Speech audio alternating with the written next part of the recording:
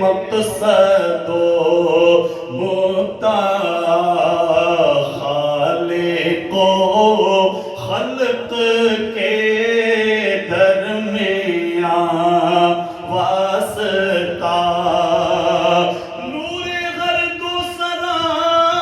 جلوائے حق نما شان خیر البشر خاتم الانبیاء ایک پیغمبر ایک انسان سب سے الگ ایک پیغمبر ایک انسان سب سے الگ جیسے رتبے میں قرآن سب سے الگ میرے آقا کی ہے شان سب سے الگ رفعت و شان میں فہم و ادراک میں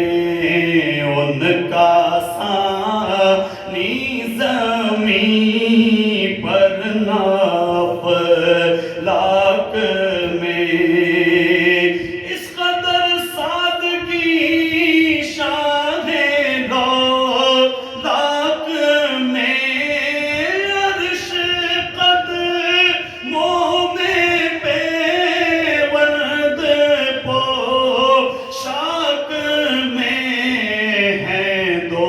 عالم کے سلطان سب سے الگ ہیں دو